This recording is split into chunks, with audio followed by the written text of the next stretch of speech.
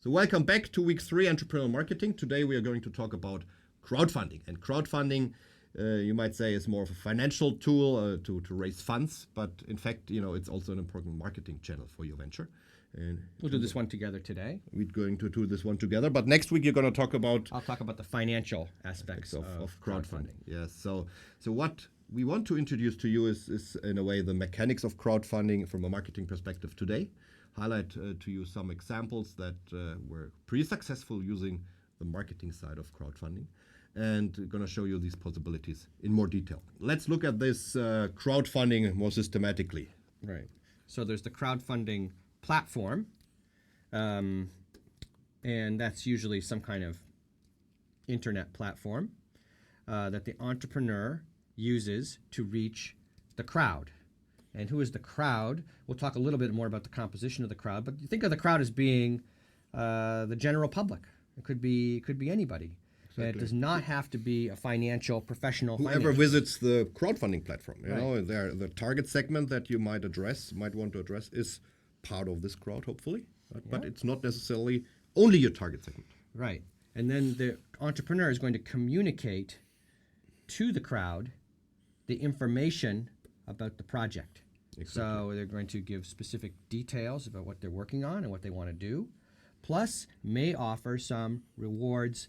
The rewards are going to be access to the first prototype, beta tester, lunch with the founder, and this stuff, which could be fun. could be a lot of fun, or any other sort of rewards. Exactly, and then we have some examples later on that give you some more intuition of what these rewards could be. In return, the entrepreneur hopefully gets some seed funding. That will be next week's talk, conversation with Chris about the financial aspects and important non-financial resources like getting access to customers, getting the attention of customers, getting the product off the ground, and these are important non-financial resources that are vital to the new venture creation process, because you need customers ultimately, and we talked about this a couple of times during this week's segment already. So let's look at how crowdfunding works in much more detail. So let's talk about the non-financial aspects of crowdfunding platforms. As we mentioned, it's a new channel for raising money and marketing, testing, validating your idea. So the first thing, of course, is it's a way of getting your ideas out there and to see how people interact with you, investor behavior. The investors, again, are the people who are backing the venture, and it helps you build a list of those backers. It also allows you to build some relationships with them, discover, engage, interact with these new customers, and build some brand recognition. It allows you to do a follow-up after a soft launch. A soft launch might be sort of a pre-release into the market that you use only with your backers, and then they will then turn around and spread the word. Or it could be used to get growth at the very beginning, to offer discounts on the new products, on the current products, to get access to the prototypes, and therefore allowing you to reach a much bigger market. So let's give you some more intuition of what this actually could do to your venture. And there are two very nice examples that we think are quite instructive. We have some links for these two videos you can watch. Exactly. So you just press on them and look at them. It's 3 minutes each, but it's quite instructive because they are wonderful examples, intuitive examples that tell you the whole range of possibilities that can be achieved by crowdfunding. So Meow Parlor in New York City, it's actually a hybrid sort of idea, I would say. These guys have set up a parlor for where there are homeless cats, and you can go there and you can pet the cat, adopt the cat, and you can have a coffee and some pastries next to it. So that I think they may even feed the cat some of the the macarons. I'm not really sure how that works, but this cat is not a fat. It is not Garfield yet.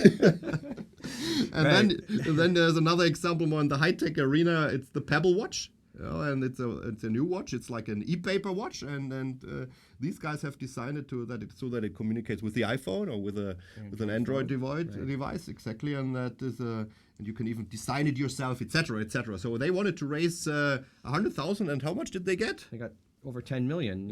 So that was I think this was supposed to be the first watch that was smartwatch that was available cross-platform. I think that was the That was 2012, and the 2012 major they did manufacturers that. are just bringing them on the market this year, so 2015. In that sense, I think these two examples show you also the range of projects that you will find on a crowdfunding platform. And let's look at those range of products next in more detail. This is the graphic of the kinds of players you have. And what we wanted to say here was the roles are constantly changing here. I mean, we have entrepreneurs, the people founding and running businesses. We have makers, people who are using 3D printing and other kind of do-it-yourself people who Maybe even manufacture carpenters, at home. it's like it's lots of hobbyists. Artists, Artists. who are basically similar to makers, but maybe on the creative art side, fine arts. And then we have fans, which could be fans of any of the above, or could be fans of crowdfunding, because there are people out there who just like crowdfunding and like to participate in different projects. And they are entertained by looking at all these proposals and saying, okay, I particularly like this proposal here, and I'm going to invest in that proposal and see how it develops over time. So it's an exciting way of actually engaging in the creation of something new, and in a way that's a different form of entrepreneurship, you could even say. So if you look at all these players, these could be potential backers, funders of your venture. Right, and they also may switch around. So someone may be an entrepreneur seeking funding at one moment, and then that same entrepreneur may actually be backing someone else. Exactly. So I think that's it's kind of a fluid crowd, and of course you have the general members of the general public too, and your friends on social media, etc. So there's all kinds of possibilities of people who participate in the crowd. So in that sense, when you're an entrepreneur and designing your own crowdfunding campaign, you have to keep in mind that you're actually competing with other folks out there that might not have an entrepreneurial endeavor like you have, but they just want to have an artistic proposition to the public, or they want to create something for the public. So in that sense, you are in a very heterogeneous mix of people who try to get the attention from the crowd. So keep that in mind as well when you're designing your crowdfunding campaign. We'll talk more about the mechanics in this particular module, and then again next week we'll talk more about the financing. Exactly. So we strongly advise you to look at lots and lots of examples on the crowdfunding platforms, because you learn in a fun way how this works, but you also learn by intuition of how this works. And what you see when you, for instance, watch the Meow Para video is that these guys actually underestimated the time it takes to get the funds into the company. It took them 2 months, and they wanted to open their store within that time frame. So what it means, it could take a lot of time, so you should budget appropriately.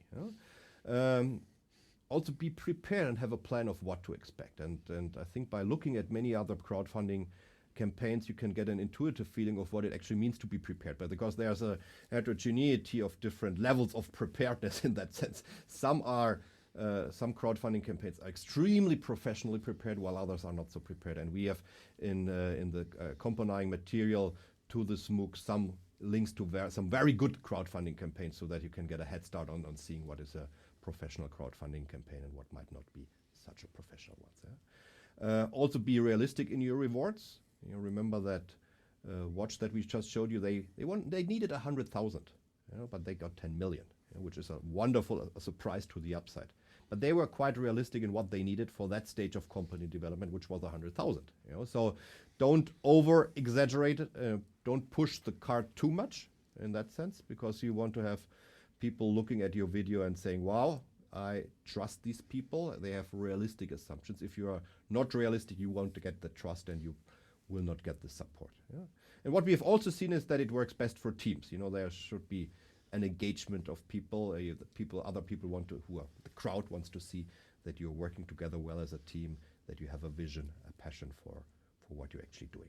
So from a marketing perspective, the crowdfunding campaign that you're going to develop also in this MOOC will help you along the strategic aspects and the more implementational issues that we discussed the other week. So when you remember about positioning, segmentation, I think these types of decisions should be made before you engage in a crowdfunding campaign, because you want to understand where you are, along the lines of how your customers should perceive you, how you want to position yourself vis-a-vis other companies.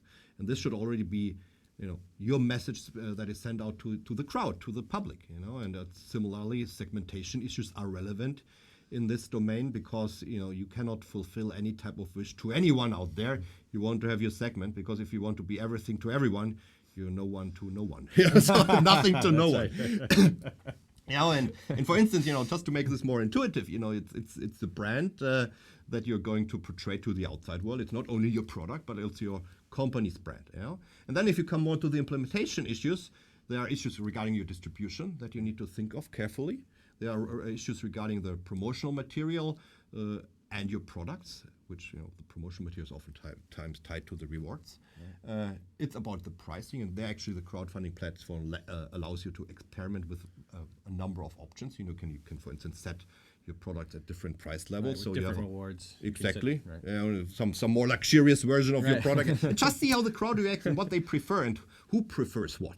So in a way, profiling the crowd and trying to understand what they prefer in terms of your products, and you can try to engage in very thorough customer involvement. And one of the examples that we have seen before, they're emphasizing how they were working together with customers and learning about their venture and also retaining those customers over time. So in that sense, there's a lot of marketing elements that are highly relevant in the crowdfunding campaign. So don't just dive into your crowdfunding campaign just as this, but think about it, make a strategic plan, and the examples that we have provided online for you, they give you some good intuition of what a professional crowdfunding campaign should be. Right. And so what we're going to do is we're going to give you the opportunity in this course to set up and run your own crowdfunding campaign. And I think that's a wonderful opportunity I because think this it's is a great opportunity, and you're going to be able to raise real money, and then depending on how it works with the grading at the end, we are going to choose some projects to give even more prize money to that will help boost your business at the very beginning. So we're going to have some different aspects of that next few days. We're going to talk about we keep the suspense up. Right. That's right. Next week you're going to hear the details. You'll hear about the financing details, and this week at some point we're going to also give you a segment on the mechanics of the crowdfunding platform that we're using for the project for this particular course. Exactly. But this is a great opportunity here for you to raise money for your own business. So start thinking about it now, as Mark just said. Start thinking about now these various details, because those are going to become useful when you actually run your crowdfunding campaign during this course.